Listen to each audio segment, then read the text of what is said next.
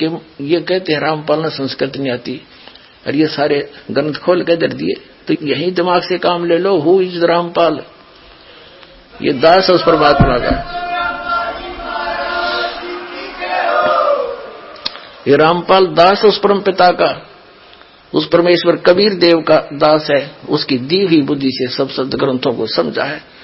कहते 9 मन सूत उड़ दिया, ये ऋषि रहे झकमार, और सतगुरु यानी तत्वदर्शी संत ईसा सुलझा दे, उड़ जान दूजी बार। अब ईसा सुलझा दिया है, इस कलयुग में नहीं उड़ सकता अभी। अब ये थोड़े से दिन में ये ट्या ट्या करने वाले हैं ना विरोधी, सिर पटक कर बैठ जाएंगे। जनता इन्हें बोलने नहीं देगा। बच्चा बच्चा भी बस चुप हो जाओ, तेरे दिन सुन ली तुम्हारी, ये बकवाद है। अरे सामने प्रमाण दिखा रहा है। दास ने गला बढ़ा लिया और जेल तक जा लिया इस सच्चाई को ऊपर लाने के लिए, और ये फिर भी बकवाद कर रहे हैं। इस दास ने तो नुछावर कर रखा है जीवन परमात्मा के लिए। परमात्मा के बच्चों तक इस तत्व ज्ञान को पहुंचा कर छोड़ूंगा, चाहे कुछ भी बीतो मेरे साथ।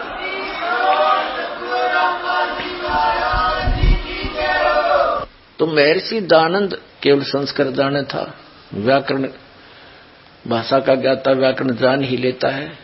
एक भाषा के ज्ञान से महर्षि नहीं हो सकता, शास्त्री उस विषय का हो सकता है बस। अध्यात्म मार्ग में तत्व ज्ञान की आवश्यकता होती है, वो इनके पास था ही नहीं, वो इस दास के पास है। और सबके ज्ञान का कति खाल तार के दर दूंगा। जितने भी आचार्य, ये शंकराचार्य, महर्षि या संत बने फिरे हैं, इनको कहीं छुपने जगह नहीं रहेगी। ये जनता इनको धिक्कार रहेगी, इनके एक वचन भी सुनने को कोई चार नहीं रहेगा। और जितने भी ये टीवी चैनल हैं, इलेक्ट्रॉनिक मीडिया या समाचार पत्र, ये अपना दायित्व भूल चुके हैं। उन्होंने चाहिए ये सत्य ज्ञान सब जगह पहुंचाने के लिए मदद करनी, इस दास के लिए कर रहे हैं विरोध। एक इस साधना चैनल न छोड़ के सब दूर भागते हैं सच्चाई को आगे लाने के लिए। तो हितैषी कहां ये जनता के? इन्होंने तो अपना पैसा चाहिए, सिर्फ अपना पैसा चाहिए। जनता भाड़ में जाओ। और एक है ये पुनकर्मी प्राणी साधना चैनल का जो मालिक है, और धन्य इसमें कार्य करने वाले जितने भी पुण्यात्मा हैं, जिनको एक बहुत बड़ा क्रेडिट मिल रहा है परमात्मा के सच्चे ज्ञान को उसके बच्चों तक पहुंचाने में जो ये मदद कर रहे हैं, इनको बहुत बड़ा लाभ होगा। इसके साथ साथ जी जागरण चैनल भी कर रहा है, लेकिन ये खुल के नहीं आना चाह रहा। और एक दिन ऐसा होगा, या तो युग ज्ञान चलेगा, न ये टीवी चैनल सब बंद हो जाएंगे। वो दिन दूर नहीं है, कोई सुना ही नहींगा इनकी बकवादों को। गदर मचा रखे नकली संतों, आचार्यों, शंकराचार्यों ने, दुनिया डबो दी। इतने बोल दी उनको नाश करें, इनको पता नहीं कि इतना कीमती जीवन है इनका। और इस सत्य साधना से इनको यहां भी सुख है, और वहां जाएंगे जहां सदा सुखी। जा जाने के बाद फिर साधक कभी लौट कर नहीं आता। आ जाते हैं।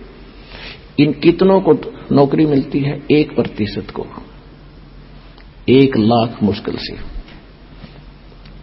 और बाकी 10 लाख मान ले, 90 लाख तो फिर भी अपना वैसे ही काम करते हैं जो आम हम बिना शिक्षा ग्रहण किया करते थे।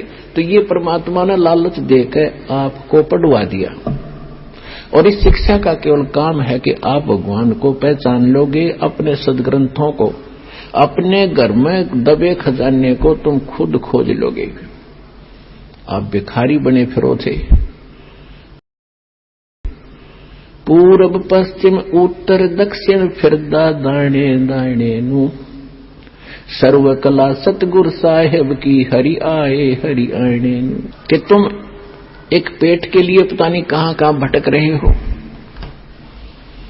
और जब हमें सत साधना मिल जाएगी तो भगवान का विधान है आपका बरकत शुरू कर देगा, आपके घर भर देगा। जब आपकी नीयत भर जाएगी तो आपका घर भर गया,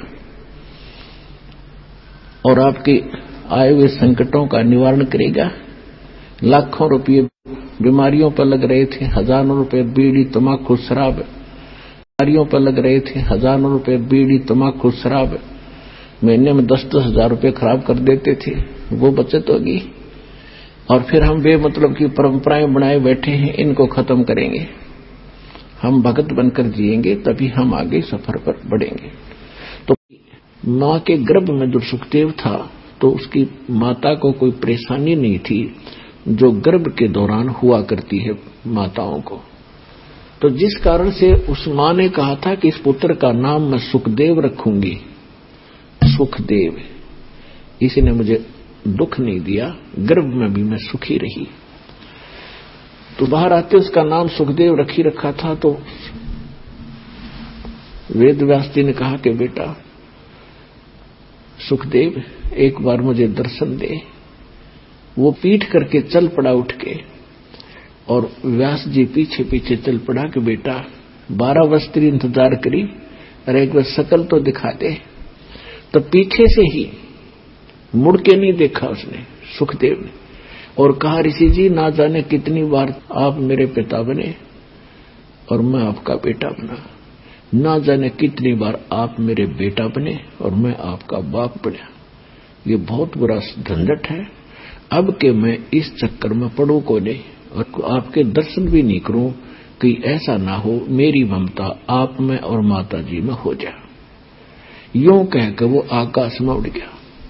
तो तब सुखदेव ऋषि ने कहा था, एक लेवा एक देवा दूतम, और कोई किसी का पिता नहीं पूतम। ऋण संबंध जुड़ा एक ठाठा, अंत समय सब 12 बाटा।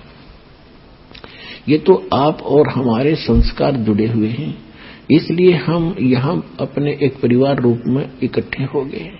मृत्यु के उपरांत ना जाने पिता कहां पशु बन रहा होगा, माता कहीं पक्षी बनी होगी, बेटा पता नहीं कहां और अन्य योनियों में घूम रहे होंगे अपने अगले संस्कार को पूरा करने के लिए। मोकू कहां ढूंढ रे बंदे, मैं तो तेरे पास में। मोकू कहां ढूंढ रे बंदे, मैं तो तेरे पास में, मैं तो तेरे। ना तीर्थ में ना मूरत में, ना एकांत निवास में। ना तीर्थ में ना मूरत में, ना एकांत निवास में। ना मंदिर में ना मस्जिद में, ना काशी कैलाश में, ना काशी कैलाश में।